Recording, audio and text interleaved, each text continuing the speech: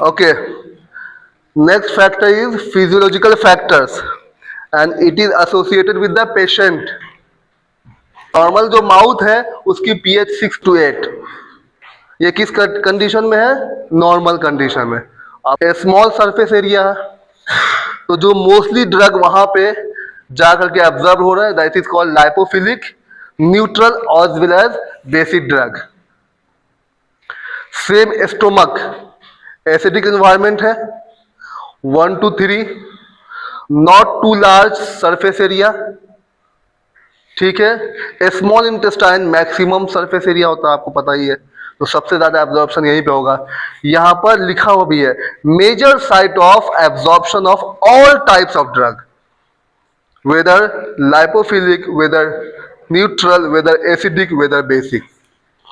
Similarly large intestine, rectum, है ना। Small intestine के कौन कौन से पार्ट है? ड्यूडेनम, इलियम, और लार्ज इंटेस्टाइन के and last part is rectum. ये फिजियोलॉजिकल कंडीशन पेशेंट से रिलेटेड है, तो मैक्सिमम एब्जॉर्प्शन किस वजह से हो रही है बॉडी के अंदर? स्टोमक,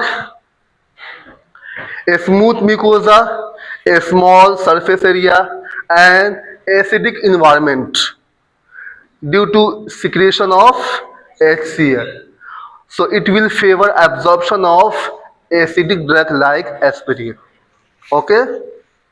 बट इसका मतलब ये नहीं कि बेसिक ड्रग एकदम एब्जॉर्ब नहीं हो, ऐसा नहीं है, थोड़ी बहुत होती है, ठीक है। स्मॉल इंटेस्टाइन, कई चीजें इसके अंदर, फोल्ड ऑफ कर्क रिंग, देख लीजिए, ये सब क्या सरफेस एरिया बढ़ा रहे हैं।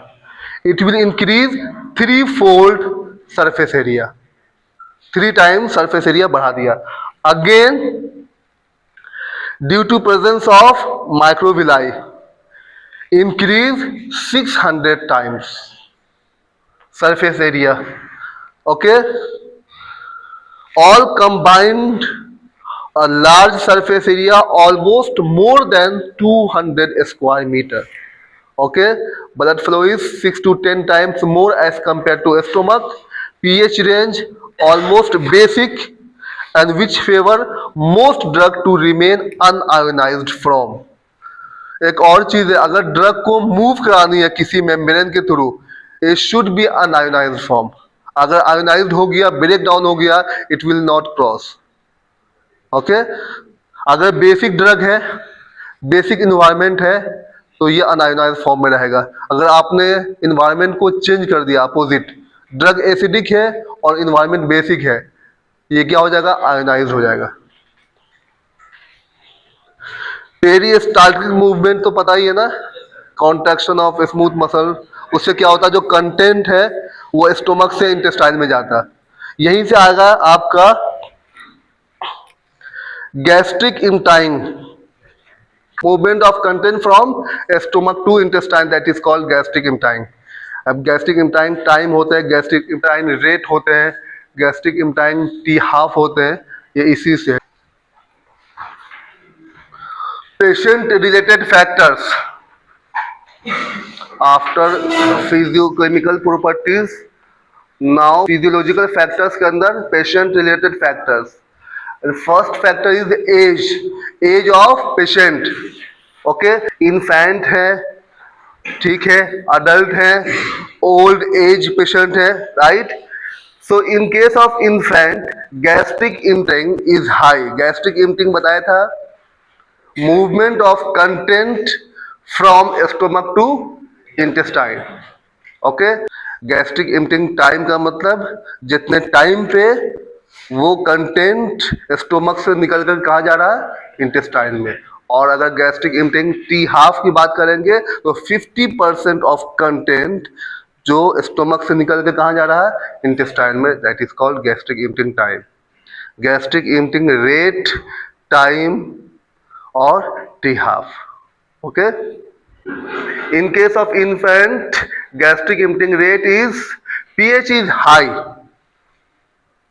intestinal surface is small, blood flow is less, and in case of old age patient gastric emptying is Altered, जिस रेट से होनी चाहिए उस रेट से नहीं हो पा रही है, ठीक है। Decrease intestinal surface area, decrease GI blood flow, achlorhydria, achlorhydria means reduction of gastric acid secretion, okay. Bacterial overgrowth is in small intestine. In both this condition drug absorption is impaired. यहां पे impaired है, reduce नहीं है, increase नहीं है, बढ़ भी सकता है घट भी सकता है, इम्पेयर्ड लिखा हुआ वर्ड, ठीक है। ये नहीं लिखा हुआ डिक्रीज्ड या इंक्रीज्ड, इम्पेयर्ड। ये सारे रीजन है जिसके वजह से कभी कभी एब्जॉर्प्शन बढ़ भी जाता है, कभी कभी घट भी जाता है। अब देख लो यहाँ पे दो कंडीशन है। फर्स्ट कंडीशन में ये मेंशन है rapid gastric emptying is required. किस कंडीशन में रैपिड गैस्ट्रिक एम्पटिंग चाहिए? तो ये सारे कंडीशन है, 1 2 3 4। फर्स्ट है rapid onset of action is required. जब किसी मेडिसिन की रैपिड एक्शन चाहिए उस कंडीशन में जो गैस्ट्रिक एम्पटिंग है वो फास्ट होनी चाहिए, क्योंकि स्टोमक से वो जाकर के कहाँ जाएगा? इंटेस्टाइन में, और वहां पर जाकर के एब्जॉर्ब होगा और फिर अपना एक्शन शो करेगा। फर्स्ट है rapid onset of action is required. Example sedative. Sedative में हमें क्या चाहिए? रैपिड ऑनसेट चाहिए ना। सेडेटिव क्या होती है? हाँ, तो उसमें आपको फास्ट चाहिए। ये नहीं कि अभी दवा खाएं और 10 घंटे के बाद एक्शन शो करेगा तो फिर फायदा नहीं, तुरंत एक्शन शो कराना है। उस कंडीशन में क्या होगा? गैस्ट्रिक एम्पटिंग फास्ट चाहिए। Second, dissolution of drug occurs in the intestine. Intestine में डिसोल्यूशन हो रहा है ड्रग का, तो स्टोमक से फास्ट जाएगा इंटेस्टाइन में, तभी तो वहां पे डिसोल्यूशन होगा। अगर स्टोमक में ही बहुत टाइम तक रह गया और डिसोल्यूशन कहाँ पे होना है? इंटेस्टाइन में, तो फिर कोई फायदा तो है नहीं। हमें इंटेस्टाइन में डिसोल्यूशन करवाना है तो स्टोमक से फास्ट निकल करके इंटेस्टाइन में पहुंचना है। Dissolution of drug occurs in intestine. किस कंडीशन में? Enteric coated doses form. आपको पता है इंटेरिक कोटेड बनाई जाती है बेसिक इन्वायरमेंट के लिए, तो वो कहाँ पे एक्शन शो करता है? इंटेस्टाइन में। उस कंडीशन में हमें क्या चाहिए? रैपिड गैस्ट्रिक एम्पटिंग, ठीक है। Third condition, the drugs are not stable in gastric fluid. कोई ड्रग है जो जीआई फ्लूइड में या स्टोमक में स्टेबल नहीं है, उस कंडीशन में क्या चाहिए होगा? कि स्टोमक से जल्दी निकल करके इंटेस्टाइन में पहुंच जाए, तो रैपिड गैस्ट्रिक एम्पटिंग चाहिए, ठीक है। किस एग्जांपल है? Penicillin G and erythromycin. Fourth condition, drug is best absorb from the distal part of small intestine. Small intestine का जो सबसे दूर वाला पार्ट है वहां पे जाकर के ड्रग क्या हो रहा है? एब्जॉर्ब हो रहा है। तो वहां पे एब्जॉर्ब तभी होगा ना जब स्टोमक से निकल के वो वहां पहुंचेगा, तो स्टोमक से जल्द निकालना उसको, तो रैपिड गैस्ट्रिक एम्पटिंग रिक्वायर्ड होगा। ये 4 कंडीशन है जहां पे रैपिड चाहिए, और ये 3 कंडीशन है जहां पे डिले चाहिए, मतलब जो कंटेंट है वो स्टोमक में ज्यादा टाइम तक रहे। कौन कौन से कंडीशन है? First, food promotes drug dissolution and absorption. जो फूड है वो हेल्प कर रहा है एब्जॉर्प्शन में भी और डिसोल्यूशन में भी। फूड कहाँ पे रहता है? स्टोमक में, तो स्टोमक में अगर ज्यादा देर तक अगर मेडिसिन को रखेंगे और फूड भी वहीं पर है, वो हेल्प कर रहा है एब्जॉर्प्शन और डिसोल्यूशन में। Example, ग्लिसरोफुल्विन। Second condition, disintegration and dissolution of dosage form is promoted by gastric fluid. जो स्टोमक का जो फ्लूइड है, गैस्ट्रिक फ्लूइड, वो हेल्प कर रहा है किस चीज में? डिसइंटीग्रेशन में एंड डिसोल्यूशन में। तो इस कंडीशन में क्या चाहिए होगा? कि ज्यादा से ज्यादा टाइम कहाँ पे गुजारे? स्टोमक में गुजारे। लास्ट है, the drug are absorb from the proximal part of small intestine. Proximal का मतलब जैसे स्मॉल स्टोमक से निकलते हैं पहला फर्स्ट पार्ट, तो उस कंडीशन में चाहिए होगा कि स्टोमक में मैक्सिमम टाइम पे वो वहां पे रहे। एग्जांपल है विटामिन सी, विटामिन 2, ठीक है। तो अगर कंडीशन पूछा जाए कि where we need rapid gastric emptying, तो ये 4 कंडीशन है, और कहां पे हमें चाहिए? डिलेड गैस्ट्रिक एम्पटिंग, इस 3 कंडीशन में, ठीक है। किसी को डाउट है यहाँ पे? Now the other factors which is related to the patient. अभी पेशेंट की बात कर रहे हैं, फिजियोलॉजिकल फैक्टर्स की बात कर रहे हैं, फिजियोकेमिकल पहले ही खत्म हो चुका है। अभी ये किससे रिलेटेड है? सारे पेशेंट से। वॉल्यूम ऑफ द मील, जो आप खाना खाते हैं उसकी वॉल्यूम, ठीक है। तो ये क्लियर मेंशन है कि larger the volume of meal longer the gastric emptying. जितनी ज्यादा खाओगे ऑब्वियसली उतना ज्यादा टाइम लगेगा स्टोमक से निकलते हुए इंटेस्टाइन में पहुंचने के लिए, और फिर एब्जॉर्प्शन भी एक तरह से स्लो हो जाएगा। कॉम्पोजिशन ऑफ मील, हम लोग ऐसे भी नॉर्मली बात करते हैं कि फैटी चीजें ज्यादा नहीं खानी चाहिए, बॉडी की हेल्थ के लिए अच्छी नहीं है। अब आप यहां पे भी देख लो, जो रेट ऑफ गैस्ट्रिक इम्पटिंग है कार्बोहाइड्रेट की मैक्सिमम है और फैट की सबसे स्लो है, तो रेट ऑफ एब्जॉर्प्शन भी फैट की सबसे कम हो जाएगी, है ना। तो फैटी चीज वैसे भी नहीं खानी चाहिए, और अब यहां से भी पता चल गया है कि नहीं खानी चाहिए, ठीक है। कार्बोहाइड्रेट मैक्सिमम, फिर प्रोटीन, फिर fat. Physical state and viscosity of meal, ठीक है। जैसे लिक्विड है वो जल्दी एब्जॉर्ब होता है, आपको सबको पता ही है। तो liquid meal take less than 1 hour to empty, solid meal take almost 6 to 7 hours to empty. Liquid में 1 घंटे में वो पूरे के पूरे स्टोमक से निकल करके इंटेस्टाइन में गया, हो सकता है एलिमिनेशन भी हो जाए। जो सॉलिड है उसमें कितने टाइम लग रहे हैं? 6 से 7 घंटे लग रहे हैं, ओके। तो ऑब्वियसली सॉलिड में एब्जॉर्प्शन में टाइम लगेगा, लिक्विड तो फास्ट है। Viscous material empty at a slow rate as compare to less viscous, है ना। ज्यादा विस्कस होगा तो एम्प्टिंग रेट स्लो हो जाएगा, और लेस विस्कस है तो वो फास्ट हो जाएगा। Temperature of the meal, as we know temperature of body कितनी होती है? 37। तो इससे मिलता जुलता अगर जो मील है, जो खाना खा रहे हैं उसमें टेम्परेचर है तो वो तो सही है, बेस्ट है। बहुत ज्यादा भी हाई टेम्परेचर हो गया वो भी दिक्कत करेगा, बहुत ज्यादा लो भी हो गया वो भी दिक्कत करेगा। हाई और low temperature of the ingested fluid compare to body temperature reduce gastric emptying rate. ना बहुत ही ज्यादा गर्म खाना चाहिए, ना बहुत ही ज्यादा कि फ्रिज से निकाला खा लिया। GIPH, gastric emptying is retarded at low stomach pH. इसका मतलब ये है कि अगर बॉडी के अंदर एसिडिटी काउज कर गया है, लो स्टोमक पीएच का मतलब स्टोमक का पीएच क्या होता है? एसिडिक होता है, और अगर लो हो गया तो और एसिडिक हो गया, उस कंडीशन में क्या होगा? And is promoted at high और अल्कलाइन पीएच, ओके। इसका मतलब ये है कि जो स्टोमक की एसिडिटी है उसके वजह से गैस्ट्रिक एम्पटिंग रेट कम हो जाती है, और बेसिक नेचर है अल्कलाइन है, बढ़ जाएगी।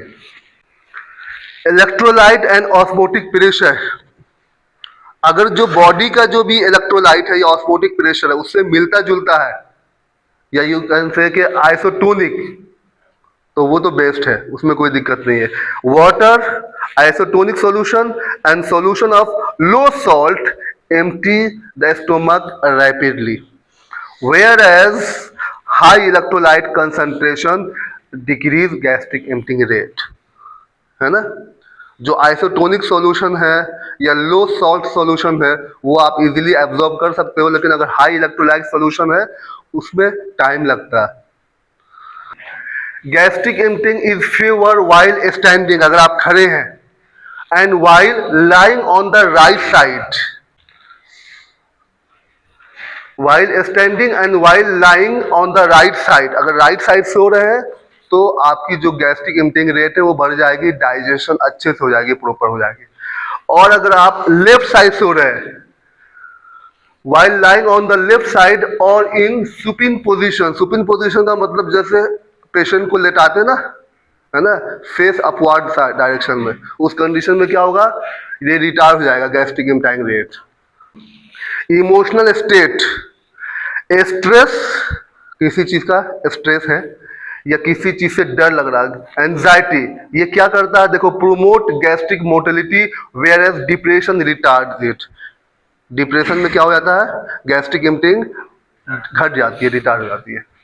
Exercise, vigorous physical exercise retard gastric emptying. बहुत ज्यादा वेट लेकर के एक्सरसाइज नहीं करनी चाहिए, जो लोग करते हैं अगर एक्सरसाइज वगैरह नॉर्मल करनी चाहिए, वरना आपको ऐसे भी दिक्कत होने वाली है, और यहाँ पे भी एब्जॉर्प्शन में भी, गैस्ट्रिक इम्पटिंग में भी और डाइजेशन में भी दिक्कत होगी। ये मेंशन है, vigorous physical exercise retired gastric emptying. Okay, disease condition, बहुत सारे डिजीज है like gastric ulcer, pyloric stenosis, diabetes and hypothyroidism. This condition retired gastric emptying. अब इसमें ये क्या होता है, gastro enteritis, inflammation of stomach या इंटेस्टाइन दोनों, ये तो अल्सर हो गया। ये पाइलोरिक स्टेनोसिस, पाइलोरिक वॉल्व होता है ना, जो स्टोमक से जब कंटेंट जाते हैं इंटेस्टाइन में, बीच में एक वॉल्व होता है, उसमें अगर प्रॉब्लम आ गई तो कहाँ से पास करेगा, ठीक है। डायबिटीज पता ही है, हाइपोथायरॉयडिज्म है ना, थायराइड के लेस कंसंट्रेशन, इस कंडीशन में क्या होगा, रिटायर हो जाएगा। यहाँ पे कुछ ड्रग हैं जो गैस्ट्रिक इम्पटाइम रेट को रिटायर करते हैं, और कुछ ड्रग हैं जो स्टिमुलेट करते हैं।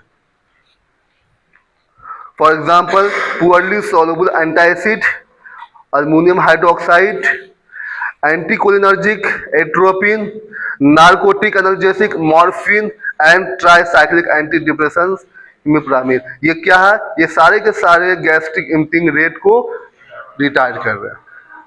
और कुछ ड्रग है domperidone, cisapride, mosapride, metoclopramide, this drug stimulate gastric emptying rate. Okay, effect of GIPH on absorption. First, rate of disintegration. Disintegration of some dosage form is pH sensitive. With enteric coated formulation, the coat dissolve only in basic pH, followed by disintegration of the tablet. तो अब आप ये समझ लो कि जब आपने enteric coated tablet use किया है तो आपको उसको डिसॉल्व करने के लिए कौन सा pH चाहिए, बेसिक। वो कहाँ पे आपको मिलेगा, इंटेस्टाइन में मिलेगा। Dissolution, okay, large number of drug whether present as weakly acidic or weakly basic, their solubility is greatly affected by pH. pH that favor the formation of salt. कल भी हमने बताया था, जो भी pH आपको सॉल्ट फॉर्मेशन में help करेगा उस कंडीशन में आपकी सॉल्युबिलिटी बढ़ जाएगी, ठीक है। Absorption, depending upon the pKa of the drug and the pH of the GI fluid. देखो pKa किससे रिलेटेड है, ड्रग से, और pH किससे है, बॉडी के अलग अलग पार्ट से, ठीक है। अब अगर स्टोमक की बात करेंगे एसिडिक है, इंटेस्टाइन में भी बेसिक है। अगर हम बात करेंगे नोज में 6.4 है, ब्लड में 7.4 है, ब्रेन में 7.4 है। तो depending on the pH of the site of action and pKa of the drug, some amount of drug remain ionized state and some in unionized state. और ड्रग को परमिएशन के लिए drug should be in unionised form. अगर एक बार वो ionised हो गया, break हो गया, तो वो परमिएशन में उसको ब्रेक डाउन हो जाएगा। वहां पे हो सकता है सम अमाउंट परमिएट कर जाए, लेकिन मैक्सिमम अमाउंट क्या हो जाएगा, स्टॉप हो जाएगा। Okay, similarly stability of drug, drug का स्टेबल होना बहुत जरूरी है। जिस फॉर्म में आप दिए उस फॉर्म में जानी चाहिए। अब अगर आपने जिस फॉर्म में दिया वो फॉर्म ही चेंज हो गया तो स्टेबिलिटी डिस्टर्ब हो गया, उस कंडीशन में फिर ड्रग की जो भी चीजें, जो भी प्रॉपर्टी, एब्जॉर्प्शन, डिसोल्यूशन, सारी चीजें डिस्टर्ब हो जाएगी।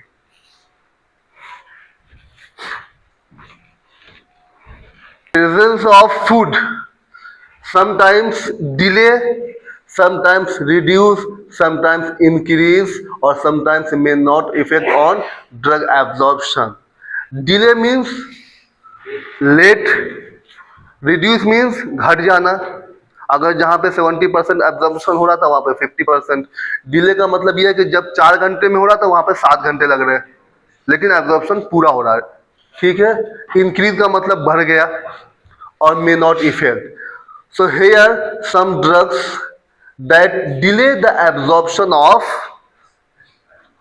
for example aspirin, paracetamol, diclofenac, ये फूड की वजह से इन सारे ड्रग का जो है एब्जॉर्प्शन डिले हो जा रहा। और फूड की वजह से इन सारे ड्रग का एब्जॉर्प्शन कम हो जा रहा है, ये बढ़ जा रहा है, यहाँ पे कोई इफेक्ट नहीं। ओके, नॉर्मली एक जनरल रूल है कि drugs are better absorb under fasting condition. Okay, and presence of food sometimes retard, sometimes prevent the absorption. Okay, and if you take medicine for absorption half an hour before or 2 hour after meal, खाने से आधा घंटा पहले या खाने के 2 घंटे के बाद अगर आप ले रहे हैं तो एक जनरल रूल है कि वो एब्जॉर्प्शन पे कोई फर्क नहीं पड़ेगा। ठीक है,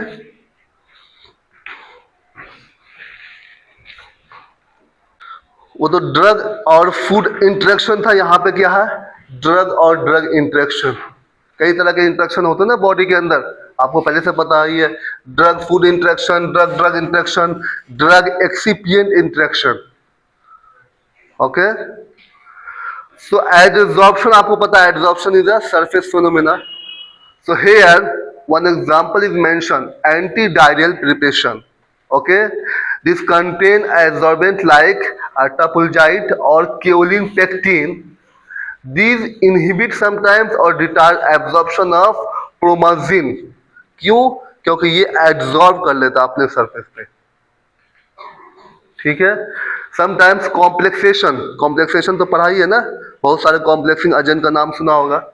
ठीक है, antacid contain heavy metal such as aluminium, calcium, iron, magnesium और zinc. This retard absorption of tetracycline due to formation of unabsorbable complex. Okay, similarly pH change, अगर पीएच चेंज हो गया बॉडी के अंदर, उससे भी एब्जॉर्प्शन डिस्टर्ब होता है। For example, basic drug dissolve in gastric pH. अगर बेसिक ड्रग है, पीएच भी बेसिक है, वो अनआयोनाइज्ड फॉर्म में रहेगा, लेकिन अगर दोनों अपोजिट है तो वो क्या हो जाएगा, डिजोल्व हो जाएगा। सो को administration of sodium bicarbonate with tetracycline result in elevation of stomach pH and hence decreased dissolution rate as well as it will cause precipitation of the drug. जब आप टेट्रासाइक्लिन के साथ सोडियम बाइकार्बोनेट लेते हैं तो जो स्टोमक का pH है वो बढ़ जा रहा है। सोडियम बाइकार्बोनेट किस नेचर का, बेसिक नेचर। हाँ, तो इसी वजह से ये क्या हुआ, पीएच क्या हो गया, बढ़ गया। अब टेट्रासाइक्लिन के लिए चाहिए था एसिडिक इन्वायरमेंट, उसके साथ में क्या हुआ, पीएच चेंज होकर के बेसिक हो गया, तो जो एब्जॉर्प्शन था वो क्या हो गया, रिड्यूस हो गया। जब एब्जॉर्प्शन अच्छे से नहीं हो रहा तो वो ड्रग क्या हो जाएगा, प्रेसिपिटेट ही तो बनाएगा। ये सब चीज क्या टॉक्सिसिटी काउज करेगा। प्री सिस्टेमिक मेटाबॉलिज्म और फर्स्ट पास इफेक्ट, ये तो आप लोगों ने फार्माकोलॉजी में पढ़ा होगा, है ना। देखो एक सेंटेंस में हमने लिख दिया यहाँ पे, loss of drug through bio transformation by GIT and liver during the passage to systemic circulation is called first pass और प्री सिस्टेमिक मेटाबॉलिज्म। नॉर्मली आप ये समझो कि कोई भी मेडिसिन आपने ओरली लिया है, ठीक है, स्टोमक में गया, उसके बाद इंटेस्टाइन में गया, वहाँ पे बहुत सारे इंजाइम से कांटेक्ट में आया, वो इंजाइम क्या किया, उसको मेटाबोलाइट किया, that is called first pass metabolism और फर्स्ट पास इफेक्ट। ठीक है, अगर आप चाहते हैं कि फर्स्ट पास इफेक्ट को बाईपास करें तो रूट को चेंज करना पड़ेगा, उस रूट से देना पड़ेगा जहाँ पे इंटेस्टाइन का कांटेक्ट नहीं हो। आपने अगर आईवी फ्लूइड दे दिया तो डायरेक्ट चला गया वो सिस्टमिक सर्कुलेशन में, तो वहां पे आपने बाईपास कर दिया। और भी बहुत सारे रूट है, सपोज कर लो आपको ब्रेन में पहुंचाना है, आपने नोज टू ब्रेन दे दिया, यहाँ पे लीवर कहीं पे आ रहा है, रास्ते में नहीं आ रहा, तो आपने बाईपास कर दिया फर्स्ट पार्ट इफेक्ट को। और भी बहुत सारे रूट है, अगर आपको टॉपिकली अप्लाई करना है आपने अप्लाई कर दिया, बहुत सारे डायबिटीज में यूज करते हैं पैच बना करके, ये क्या हुआ, यहाँ से रिलीज होकर के डायरेक्ट सिस्टेमिक सर्कुलेशन में पहुंच गया, यहाँ पे भी आपने बाईपास कर दिया इंटेस्टाइन को, तो क्या हो गया, फर्स्ट पार्ट मेटाबॉलिज्म है उसको हमने बाईपास कर दिया। ये मेटाबॉलिज्म से क्या होता है कि जो मैक्सिमम ड्रग है वो क्या होता है, इनएक्टिव फॉर्म में कन्वर्ट हो गया, है ना। जो ड्रग की इफिशियंसी थी वो घट गई, सपोज कर लो 90% ड्रग जा रही थी, लेकिन कुछ एंजाइम ने उसको डिग्रेड कर दिया, जिस फॉर्म में जाने था वहां पे गया ही नहीं, वो तो ब्रेक डाउन हो गया, टूट गया। अब जिस फॉर्म में जा रहा है वो एक्टिव फॉर्म है ही नहीं, तो अपना एक्शन कैसे शो करेगा? तो बहुत सारे फॉर्मुलेशन हम ऐसे बनाते हैं ना कि इसको बाईपास कर दे। जो हम लोग पढ़ा हुआ कई मरतबा बायो अवेलेबिलिटी की 30% है, 20% है, उसके बहुत सारे रीजन है। एक रीजन ये भी है, आपसे पूछेगा कि बीए कम क्यों होती है, तो उसमें बहुत सारे रीजन है। सॉल्युबिलिटी कम है, परमिएशन कम है, ये दोनों अच्छी है तो हो सकता है ये एंजाइम उस पर जाके अटैक कर जाता हो, तो ये भी एक रीजन है बीए कम होने की। सिर्फ सॉल्युबिलिटी और परमिएशन कम होने से नहीं, वो दोनों अच्छी होने के बावजूद इंटेस्टाइन में पहुंचा, सारे एंजाइम वेट कर रहे, अटैक कर गया, उस पर ब्रेक डाउन कर गया। अब जो कंसंट्रेशन है, जो एफिशिएंसी है, वो जहां पे पहुंचनी वहां पे पहुंच ही नहीं पाया, क्योंकि वो तो टूट गया ना अब। तो ये भी एक रीजन है। अब इसमें कितने टाइप के हैं देख लीजिए। 4 primary system which effect presystemic metabolism: luminal enzyme, gut wall enzyme, bacterial enzyme and hepatic enzyme. ये हेपेटिक एंजाइम कहां पर है? लीवर में। गट वॉल एंजाइम कहां पर है? ठीक है, ल्यूमिनल एंजाइम और बैक्टीरियल एंजाइम। अब ये सारे एग्जांपल मेंशन है, कौन कौन से एंजाइम है, कहां कहां पे एंजाइम है और किस तरह से डीएक्टिवेट कर रहा है, ये सारी चीजें। तो ओवरऑल आपको ये समझना है कि जो प्रीसिस्टेमिक मेटाबॉलिज्म है या फर्स्ट पार्ट इफेक्ट है, due to presence of large number of enzyme, the drug will be inactivated before reaching to the site of action. इस वजह से उसकी इफिशियंसी कम हो जाती है और जो भी रीजन से हमने दिया, जो भी टारगेट है, वो अचीव नहीं हो पा रहा। Now the last category of factors that effect on absorption of drug is pharmaceutical factors. Pharmaceuticals means it is related to dosage form. जो फर्स्ट वाला था वो ड्रग से रिलेटेड था, सेकंड वाला पेशेंट से, थर्ड वाला डोजेज फॉर्म से। Okay, in pharmaceutical factors first is disintegration time. Disintegration time का मतलब ये है कि कितने टाइम पे वो ड्रग डिसइंटीग्रेट कर रही है। अब आपको पता कि डिसइंटीग्रेशन टाइम किस पे डिपेंड करता है? डिसइंटीग्रेंट आपने यूज किया होगा टैबलेट बनाने में, है ना, उस पर डिपेंड करता। तो first, it is basically applied for solid doses form. Disintegration time is applied for solid doses form like tablet and capsule. After disintegration of solid dosage form, it will be converted into granules, and after granules it will be converted into fine particles. तो देखो दो step है ना, जो tablet है वो किस में कन्वर्ट हुआ? ग्रेनुल्स में, और ग्रेनुल्स किस में कन्वर्ट हुआ? Fine particles. यहाँ पे दो स्टेप है, इसलिए दो स्टेप में हम लोग डिसइंटीग्रेंट भी यूज करते हैं। आप लोगों ने प्रैक्टिकल परफॉर्म किया होगा, यूज भी किया होगा, लेकिन इसके पीछे आपको रीजन पता नहीं। अब आज आपको पता चल गया है कि दो अलग अलग टाइम पे हमने डिसइंटीग्रेंट क्यों यूज किया। 50% फर्स्ट टाइम पे, 50% सेकंड टाइम पे। Okay, if disintegration time is long, the bio availability will be less. Obvious सी बात है, अगर आप डिसइंटीग्रेट ही नहीं कर पा रहे हो तो आगे का जो प्रोसेस है वो कंप्लीट ही नहीं होगा। डिसइंटीग्रेशन के बाद डिसोल्यूशन होता, डिसोल्यूशन के बाद एब्जॉर्प्शन होगा, एब्जॉर्प्शन के बाद डिस्ट्रीब्यूशन के थ्रू डिफरेंट ऑर्गन पे जाएगा, वहां पे वो अपना एक्शन शो करेगा। तो जो फर्स्ट स्टेप है सॉलिड डोजेज फॉर्म में डिसइंटीग्रेशन, वही स्टार्टिंग में लेट में हो रहा, तो उससे क्या होगा? हमारा क्या इफेक्ट करेगा? BA, bioavailability. Okay, rapid disintegration is important in case of therapeutic success of any solid dosage form. Now you can see disintegration time increases with the increased amount of binder and hardness of tablet. Binder का क्या use है? Bind करके रखना, सभी को इकट्ठे जोड़ करके रखना। अगर उसकी कंसंट्रेशन बहुत ज्यादा बढ़ा दिया तो वो टूटेगा ही नहीं। एक ऑप्टिमम या एप्रोप्रिएट कंसंट्रेशन होती है बाइंडर की, उसी कंसंट्रेशन में हमें यूज करनी चाहिए। उससे ज्यादा ले लिया तो आपका डिसइंटीग्रेशन टाइम काफ़ी बढ़ जाएगा। उससे कम ले लिया तो डिसइंटीग्रेशन टाइम बहुत कम हो जाएगा, बहुत ही फास्ट रिलीज कर जाएगा, वो भी हमें नहीं चाहिए। एक ऑप्टिमम हमें चाहिए डिसइंटीग्रेशन टाइम, ठीक है। Disintegration can be in aided by incorporation of disintegrant in suitable amount during formulation. तो आपने देखा कि जो डिसइंटीग्रेशन टाइम है कौन कौन से फैक्टर पे डिपेंड कर रहा है, बाइंडर पे, हार्डनेस। हार्डनेस का मतलब जब आपने कंप्रेशन अप्लाई किया, जब आपने टैबलेट बनाया तो कितना प्रेशर अप्लाई किया, that is called hardness.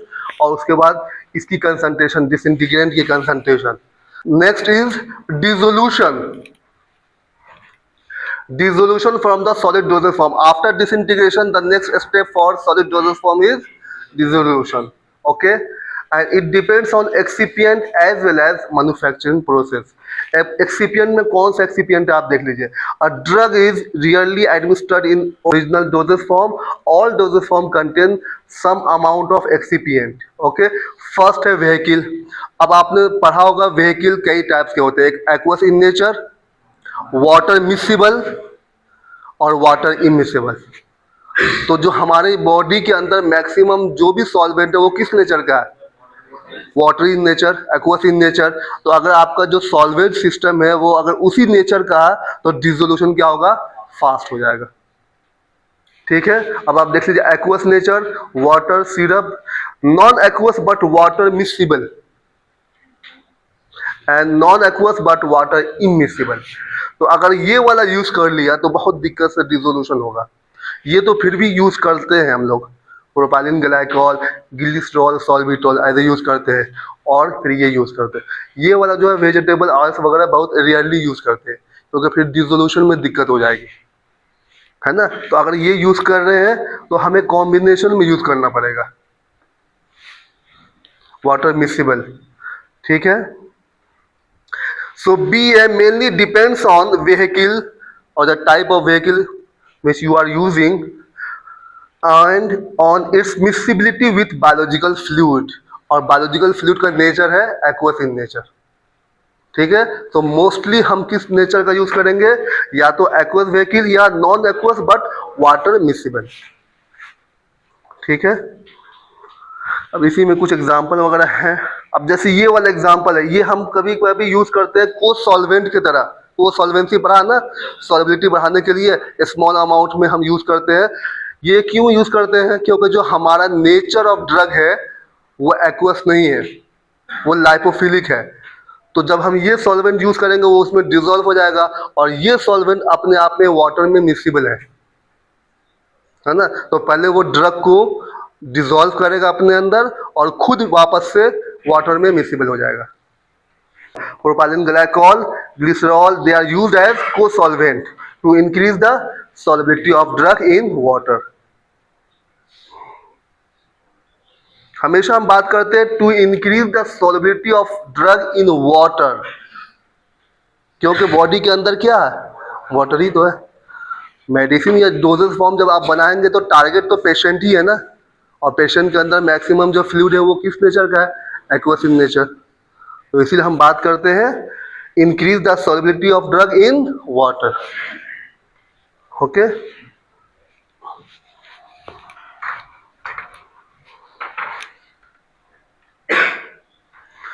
Diluent भी यूज किया आप लोगों ने। डाइल्यूएंट का दूसरा नाम क्या है, फिलर। क्यों यूज करते हैं, बल्क को बढ़ाने के लिए। सपोज कर लीजिए कि आपकी जो एपीआई है उसकी क्वांटिटी इतनी कम है कि उस क्वांटिटी से हम टेबलेट बना नहीं सकते हैं, तो उसकी जो रिक्वायर्ड वॉल्यूम है उसको मेकअप करने के लिए हम डाइल्यूएंट यूज कर लेते हैं। उसका दूसरा नाम क्या है, फिलर, फिल करने के लिए, है ना। अब ये देख लीजिए जो डाइल्यूएंट है उसका क्या नेचर होता है। Diluent basically use for tablet और sometimes in case of capsule, okay. Hydrophilic powder used as diluent, example starch, lactose, MCC. These hydrophilic powder forms coat over the hydrophobic drug particle, example spironolactone and triamterene, and make them hydrophilic. जो drug है उसका nature है hydrophobic, और जो diluent आपने use किया वो क्या, हाइड्रोफिलिक। उसके ऊपर एक कोट बना दिया, है ना। कोट बनाने के बाद ये ओवरऑल हाइड्रोफिलिक नेचर का नहीं हुआ, लेकिन उसको बना दिया हाइड्रोफिलिक के, ताकि उसमें डिजोल्व हो जाए। सेकंड एग्जांपल है inorganic diluent like dicalcium phosphate. ये क्या करता है, कैल्शियम टेट्रासाइक्लिन डाइवैलेंट कॉम्प्लेक्स बनाता है which is poorly soluble in water. और अगर पुअरली सॉल्युबल है, इसका मतलब कि जो आपका डिसोल्यूशन है वो क्या हो जाएगा, स्लो हो जाएगा। ठीक है, तो मोस्टली हमें किस तरह का यूज करना चाहिए, हाइड्रोफिलिक वाटर का। नेक्स्ट है बाइंडर एंड ग्रेनुलेटिंग एजेंट। ठीक है, यहाँ पे भी देख लीजिए इसका क्या काम है, hold the powder to form granules and promote cohesive compact. Cohesive nature का मतलब है कि आपस में एक दूसरे के साथ कॉम्पैक्ट बनाया हुआ, अडहेसिव का मतलब एक दूसरे के साथ। ठीक है, large amount of binder increase hardness. जब आप क्वांटिटी बढ़ाएंगे बाइंडर का, क्या हो जाएगा, हार्डनेस बढ़ जाएगा, और उससे क्या होगा, डिसइंटीग्रेशन क्या होगा, या डिसोल्यूशन क्या हो जाएगा, डिक्रीज हो जाएगा। इस तरह से पॉइंट वाइज में आपको समझना, ये सारे जितने भी है ना, ये सब आपने पहले भी पढ़ा हुआ इंडस्ट्रियल फार्मेसी में। ठीक है, और ये सारे एक कहीं ना कहीं हर पॉइंट में क्वेश्चन है, हर पॉइंट में। यहाँ पे क्वेश्चन नहीं भी पूछे जाते हैं, इसके बाद आपके क्वेश्चन ही क्वेश्चन है आपके मार्केट में, चाहे आप जॉब करने जा रहे हैं या मास्टर्स करने जा रहे हैं, जो कुछ भी करने जा रहे हैं। तो ये जो पार्ट है ना फार्मास्यूटिक्स का, जहाँ पे आपने टैबलेट, कैप्सूल, बायोफार्म पढ़ा है, इस पार्ट से मैक्सिमम क्वेश्चन पूछे जाते हैं, है ना। Non aqueous binder like ethyl cellulose also retard dissolution. अब नॉन एक्वस है, ऑब्वियस बात है, तो ये क्या करेगा, डिसोल्यूशन को रिटार्ड करेगा, डिक्रीज करेगा। ये सारे के सारे किस में आ रहे हैं, फार्मास्यूटिकल डोजेस फॉर्म से रिलेटेड। अब डिसइंटीग्रेंट देख लीजिए आपका किस नेचर का होता है, almost all type of disintegrants are hydrophilic in nature. तभी तो वो ब्रेक डाउन कर जाता है जब भी कांटेक्ट में आता है वाटर के या एक्वस फ्लूइड में। Okay, a decrease in the amount of disintegrant can decrease the BA। अगर जितनी ऑप्टिमम कंसंट्रेशन चाहिए डिसइंटीग्रेंट की, उससे अगर आपने कम कर दिया तो बायो अवेलेबिलिटी कहीं ना कहीं डिस्टर्ब हो जाएगी, क्योंकि फिर डिसइंटीग्रेशन प्रॉपर टाइम पे होगा ही नहीं, है ना। लुब्रिकेंट का क्या यूज है, लुब्रिकेंट क्यों यूज करते हैं हम लोग टैबलेट कैप्सूल में, लुब्रिकेंट फ्लो प्रॉपर्टी बढ़ाता है। और इसके अलावा और कुछ है, लुब्रिकेंट के बाद एक और चीज आएगा ग्लाइडेंट, उसका क्या काम है, लुब्रिकेंट फ्रिक्शन को कम करता है। ग्लाइडेंट का नाम ही है फ्लो प्रोमोटर। फ्लो प्रोमोटर करके भी क्वेश्चन आया हुआ बहुत पहले जीपैट में स्टार्टिंग में। Glidant is the example of flow promoter. ठीक है, और उस टाइम जब हम लोग जीपैट की तैयारी कर रहे थे तो 3 एग्जांपल बहुत इंपॉर्टेंट थे, कैब ओसिल, साइलवाइड, एरोसिलियस। ये 3 एग्जांपल है ग्लाइडेंट के flow promoter.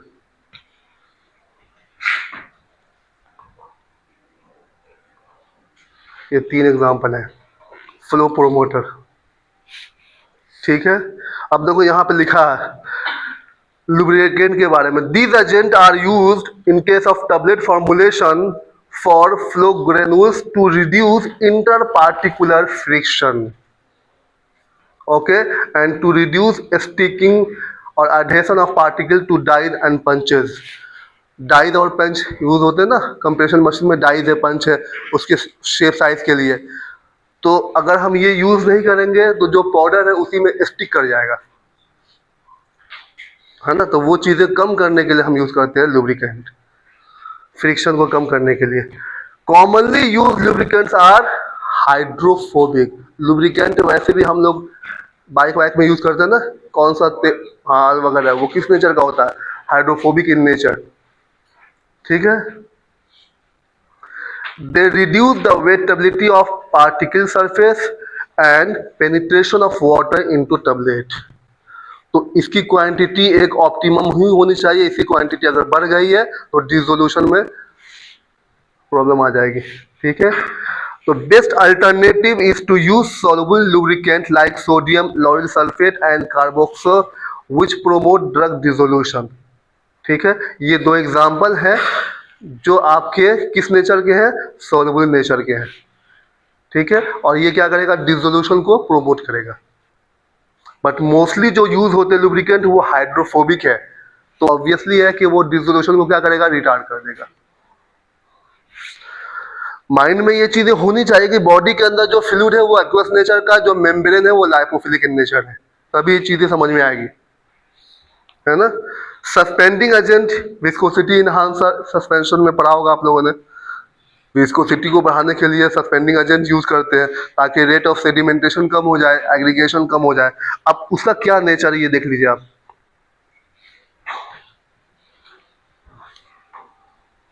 Agent like vegetable gum, semi synthetic gum like methyl cellulose, carboxymethyl cellulose and synthetic gum which reduce the sedimentation rate of suspension.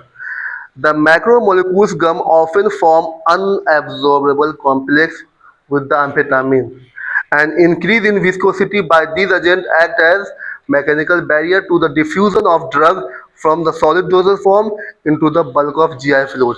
इसका मतलब ये है कि ये भी जो आपका सस्पेंडिंग एजेंट है वो कहीं ना कहीं डिसोल्यूशन को रोक रहा है। एक बैरियर, मैकेनिकल बैरियर हो गया डिफ्यूजन, कहाँ से, डोजेस फॉर्म से और जो जीआई फ्लूइड में जा रहा है। अगर सेम नेचर का होता तो ये बैरियर काउज नहीं करता, तो इजीली परमिएट कर जाता। तो इसका मतलब ये कि सस्पेंडिंग एजेंट भी किस नेचर का है, हाइड्रोफोबिक नेचर है।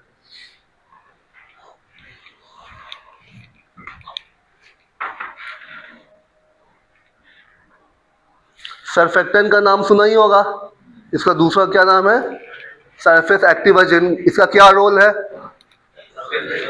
सरफेस टेंशन को कम कर देते हैं। अब जितने भी आपने फॉर्मुलेशन बनाई है ना उसमें सब जगह सरफेक्टेंट यूज किया हुआ, हर जगह अलग अलग नाम से। सस्पेंडिंग एजेंट भी सरफेक्टेंट है, इमल्सिफाइंग एजेंट भी सरफेक्टेंट है, ठीक है, वेटिंग एजेंट भी सरफेक्टेंट है, एंटी फोमिंग एजेंट भी सरफेक्टेंट है। हर जगह आपने कुछ ना कुछ सरफेक्टेंट यूज किया हुआ, बस ये है कि नाम अलग अलग फॉर्मुलेशन में अलग अलग यूज की जाती है। ठीक है, अब देख लीजिए यहाँ पर मेंशन है, surfactant can be used as wetting agent, solubilizing agent, emulsifying agent, suspending agent. Okay, they increase the absorption of drug by the following ways. अब सरफेक्टेंट आप लोगों ने पढ़ा होगा मिसल फॉर्मेशन, है ना। जब आप लोगों ने यूज़ किया था सॉल्युबिलिटी बढ़ाने के लिए बाय यूजिंग सरफेक्टेंट, उसमें हमने देखा होगा कि हाइड्रोफोबिक टेल है, हाइड्रोफिलिक हेड है। तो ये सारी चीज़ें माइंड में है आपके, अब आप पढ़ लीजिए ये सारी चीज़ें। अब यहाँ पे दो टाइप्स के सरफेक्टेंट यूज की जा रही है, एक तो ट्विन 80, ये जो ट्विन है ना ये कैटेगरी है हाइड्रोफिलिक की, ट्विन, और स्पेन जो है वो हाइड्रोफोबिक की। ये जो 80 है 20 है ये तो डिपेंड करता नंबर ऑफ कार्बन चेन, इसमें भी 20 है, स्पेन 40 है, स्पेन 60, स्पेन 80, जैसे ट्विन में आते हैं। ट्विन स्पेसिफिकली यूज की जाती है हाइड्रोफिलिक ड्रग के लिए और स्पेन यूज की जाती है हाइड्रोफोबिक ड्रग के लिए। ठीक है, तो ये क्या क्या काम करते हैं, देखो इतने सारे काम करते हैं। Better membrane contact of the drug for absorption, enhance membrane permeation. अब ये सरफेक्टेंट परमिएशन का भी काम कर रहा। परमिएशन मान के चलो, अगर आपने कुछ स्किन डिजीज के लिए कोई फॉर्मुलेशन बनाई है, पैच बनाई है, उसमें अगर आपने सरफेक्टेंट यूज किया हुआ तो वो पैच पेनिट्रेशन को बढ़ा देगा, just because of use of surfactant, है ना, मेंशन है membrane permeation. Okay, decrease absorption of drug in the presence of surfactant has been suggested due to, ये देखो इतने रीजन है जिस वजह से एब्जॉर्प्शन घट भी जा रहे हैं। ओके, तो यहाँ पे भी वही है कि एक ऑप्टिमम कंसंट्रेशन पे सरफेक्टेंट लेंगे ताकि एब्जॉर्प्शन मैक्सिमम हो, परमिएशन फास्ट हो, है ना। उसके बाद आते हैं कलर, कलर भी यूज किया हुआ है। कलर और फ्लेवर, ये सारे के सारी चीजें किससे अप्रूव्ड होनी चाहिए? एफडी या डीएनसी? डीएनसी पढ़ाया था, ड्रग एंड कॉस्मेटिक, यस, है ना, उससे अप्रूव्ड होनी चाहिए। और इसकी भी एक कंसंट्रेशन है, उसी कंसंट्रेशन में यूज करनी है ना।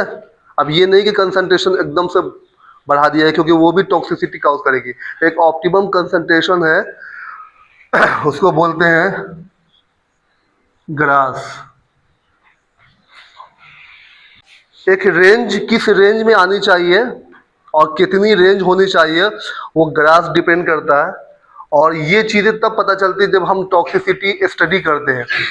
एक ड्रग लिया, है ना, किसी एनिमल पे चेक किया, 3-4 कंसंट्रेशन लेकर के, कि किस कंसंट्रेशन तक, अप टू किस कंसंट्रेशन तक ये टॉक्सिसिटी कॉज नहीं कर रही है ना, उसको बोलते हैं ग्रास।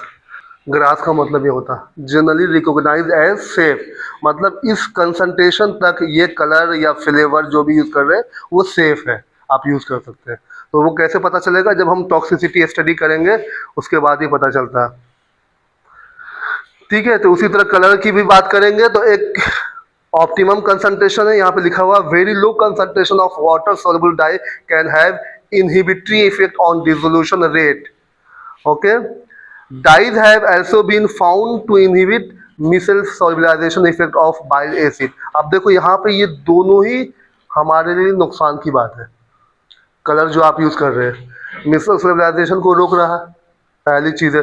दूसरी ये है कि inhibitory effect on dissolution rate, लेकिन चूंकि यूज तो करना ही एक ऑप्टिमम कंसंट्रेशन पे, तो उस कंसंट्रेशन पे ये चीजें आप मिनिमाइज कर सकते हैं। लेकिन उससे ज़्यादा अगर कंसंट्रेशन हो गया तो ये दोनों ओवरकम कर जाएंगे, बहुत ज़्यादा हो जाएंगे, फिर आपके जो डिसोल्यूशन रेट है वो कहीं ना कहीं इम्पेयर हो जाएगा, इफेक्ट होगा। तो ये भी चीज़ें ध्यान में रखनी है कि जो भी कलर फ्लेवर आप यूज़ कर रहे हैं उसकी जो कंसंट्रेशन है उसमें ही यूज़ करते हैं। नेक्स्ट है कॉम्प्लेक्सिंग एजेंट। ये कॉम्प्लेक्सिंग एजेंट भी कहीं ना कहीं आपको डिसोल्यूशन में हेल्प कर रहा है। ठीक है, it has been used to enhance drug bioavailability by enhancing dissolution.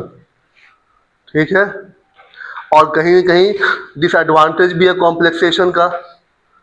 जब जो कॉम्प्लेक्स है अनअब्जॉर्बेबल बन जाएगा, जहां पे डिसोल्यूशन डिस्टर्ब होगा वहां पे डिसएडवांटेज है। कॉम्प्लेक्सिंग एजेंट भी हम लोगों ने यूज किया था कहाँ पे? जहां पे सॉल्युबिलिटी बढ़ानी थी। मेथड ऑफ ग्रेनुलेशन, आप लोगों ने टैबलेट बनाया था किस मेथड से? वेट वेट ग्रेनुलेशन मेथड से या ड्राई ग्रेनुलेशन मेथड से? वेट, दोनों में स्टेप किस में कम आते हैं? Number of step dry granulation method में।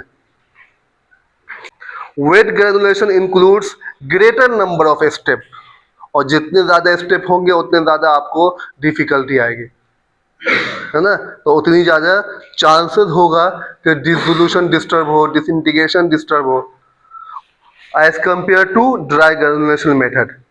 ठीक है, कॉम्प्रेशन फोर्स अगर आपने ज़्यादा अप्लाई कर दिया हार्ड बढ़ जाएगी, हार्ड बढ़ जाएगी तो डिसइंटीग्रेशन टाइम बढ़ जाएगा, डिसइंटीग्रेशन टाइम बढ़ेगा तो बीए डिस्टर्ब हो जाएगा, है ना। तो ये सारी चीज़ें ऑप्टिमम।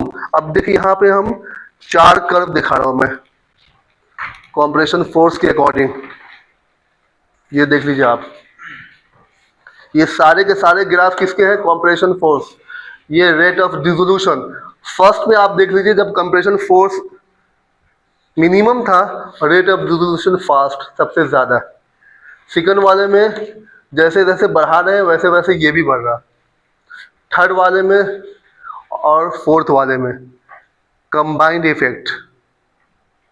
और ये सारे सभी के यहाँ पे पॉइंट दिए हुए हैं कि ये हाई कंप्रेशन फोर्स के बाद रेट ऑफ डिसोल्यूशन फास्ट या कम क्यों हो रहा है। फर्स्ट वाले कंडीशन में देखिए हाई कंप्रेशन फोर्स, इधर जब जाएंगे एक्स एक्सिस में कंप्रेशन फोर्स बढ़ रहे हैं, राइट, और ये घट रहे हैं। ऑब्वियस सी बात है, यहाँ पे डिसोल्यूशन, यहाँ पे जो कंप्रेशन फोर्स मिनिमम है तो रेट ऑफ डिसोल्यूशन मैक्सिमम। जैसे जैसे ये जा रहे हैं ये घट रहे हैं। ठीक है, तो घटने का जो रीजन है देख लीजिए। First, increase density and hardness of tablet. जब आप कंप्रेशन फोर्स को अप्लाई करेंगे ज़्यादा तो हार्डनेस क्या होगा, बढ़ जाएगा, ठीक है। पोरोसिटी घट जाएगी, उसके अंदर जो भी पोर्स है, ठीक है। Hence penetration of solvent into the tablet also decreases. जब पोर घट जाएगी तो उसके अंदर पेनिट्रेशन ऑफ सॉल्वेंट क्या हो जाएगी, डिक्रीज हो जाएगी। Wettability of by forming a firmer and more effective sealing layer by the lubricant. जो वेटेबिलिटी है वो भी घट जाएगी, पोर्स घट गई है तो जब ये घट जाएगी वेटेबिलिटी तो रेट ऑफ डिसोल्यूशन क्या होगा, कम हो जाएगा। दूसरे वाले कंडीशन में बढ़ रहे हैं, कंप्रेशन फोर्स बढ़ाने से रेट ऑफ डिसोल्यूशन बढ़ रहा है। क्यों बढ़ रहे हैं, causes deformation, break down, crushing और फ्रैक्चर ऑफ ड्रग पार्टिकल्स। बहुत ज्यादा अप्लाई कर दिया आपने तो क्या हो गया, फ्रैक्चर हो गया, टूट गया, ब्रेक डाउन हो गया, ठीक है। और इस कन्वर्ट हो गया स्मॉलर वन में and convert spherical granules into disc shape particle with large surface area. और जब लार्ज सरफेस एरिया हो जाएगा तो रेट ऑफ डिसोल्यूशन बढ़ जाएगी। तो ये वाली भी कंडीशन हो सकती है, ये वाली भी हो सकती है। बाकी ये दोनों है, इन दोनों का कॉम्बिनेशन है, ठीक है। जब पार्टिकल्स को तुम तोड़ोगे तो सरफेस एरिया बढ़ेगा ना, स्मॉल पार्टिकल्स हो जाएंगे, स्मॉल स्मॉल पार्टिकल्स हो जाएंगे। जब ज़्यादा कंप्रेशन फोर्स लगा दिया, पार्टिकल जो टैबलेट है वो टूट गए, ब्रेक डाउन हो गए, तो सरफेस एरिया तो बढ़ेगा ही, तो रेट ऑफ डिसोल्यूशन बढ़ जाएंगे। ये सारे के सारे हो सकते हैं। अब ये absorption from the oral route खत्म हो गया। अब आपके माइंड में जितने भी क्वेश्चन है, you are free to ask, जितने भी क्वेश्चन है, जहां से भी क्वेश्चन है पूछो।